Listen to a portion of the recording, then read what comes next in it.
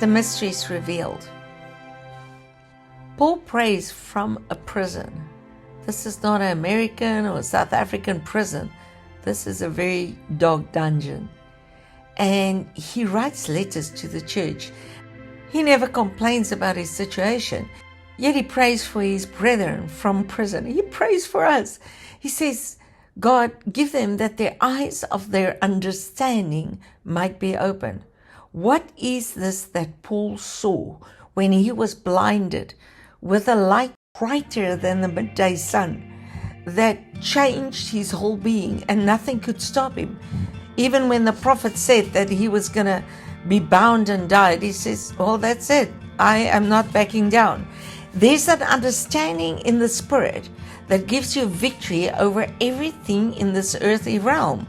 But we have to step into this place on this mountain and see this kind of grace that we are heading towards that will bring us to our inheritance.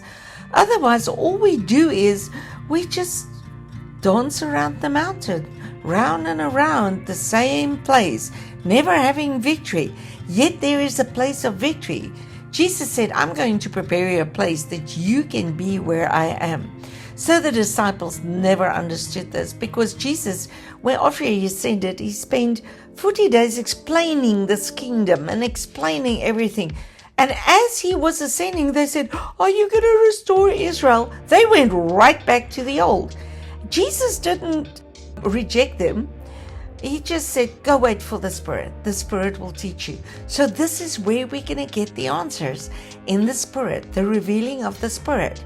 The book of Thessalonians, Paul writes and he says, it's no need that I tell you the times and the seasons. So this church has grown to a place where they understood the times and the seasons, and they actually understood what Paul said, because he says, we apostles are appointed as last unto death. They became the foundation stones of the New Jerusalem. And we are not those appointed unto death. We are those that have to go in and possess the kingdom. There's different time seasons. When Paul came on the scene, it was the stoning of Stephen. And when he looked up, he saw Jesus standing at the right hand of the Father. So it was an introduction to the time of when you've done all you can to stand. It was a terrible time of tribulation. The kingdom came when Jesus rose from the dead. But the new could not function, and Revelation deals with the removal of this old and the inauguration of the kingdom. Now the kingdom is open, so we can go on and possess the kingdom. David prophesied about the kingdom, and he says, he will lay a table before us in front of our enemies. Where we do not do the fighting, we have the fellowship and we know the Father. You only sup with him. He says he's knocking on our doors. If we will open, he will step in. Confusion comes in when we don't understand the mysteries and the times and the changes. So at the stoning of Stephen, Paul turned into a monster, and God got a hold of him, and he became the apostle that wrote all the mysteries. The others didn't even understand, because he was caught up into the Spirit. His blinded eyes were open. He's not asking us to do something he didn't do. If he could do it, we can see it. He wrote, great is the mystery of godliness, God manifesting in the flesh. Yet in our natural minds, we become so important, and we want to use words like Trinity and explain God. Listen, it's God himself that manifested in different forms. God himself came for us. What a big love this is. And he will never leave us, never forsake us. He said God is manifested in the flesh, seen of angels. Whoa, for the first time. Believed on the Gentiles and then received up. This was all mysteries, and there were so many mysteries. Paul revealed the mystery of the kingdom, the mystery of Jesus, the mystery of the Christ. He also deals with the mystery of iniquity. We can't just change times and wait for the wrong times and spook up the Antichrist, the beast, the false prophet. He says the mystery of iniquity is already on the work. The man of perdition, which was 666. It's three people that said, I'm God and I'm going to build the temple. And it came from the time of Greeks. There was Antiochus Epiphanes. Then it was Nero who sacked Rome. And then it was in the same year of Vespasian who saved Rome. The little horn that Daniel prophesied, where three kings made way for this one. And this is all found in the history.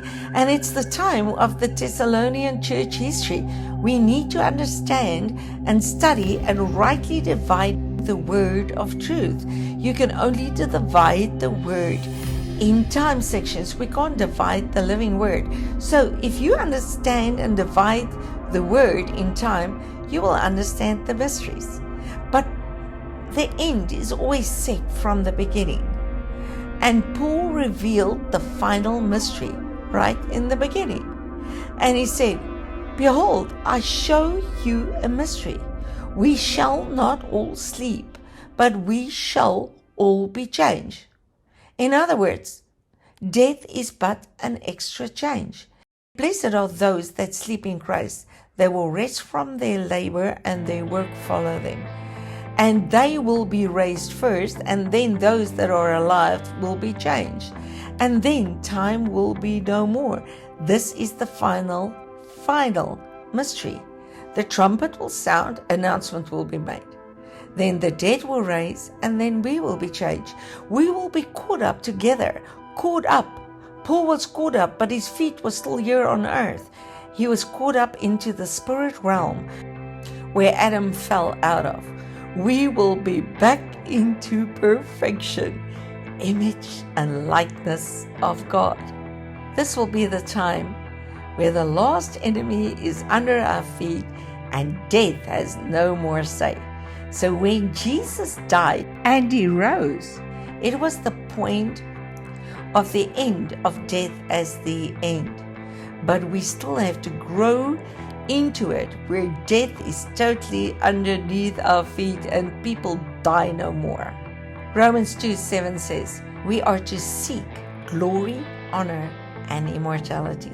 Glory is his presence, honor is resurrection, and immortality is life without death. The final mystery that will be for the manifested sons, and it has all to do with time.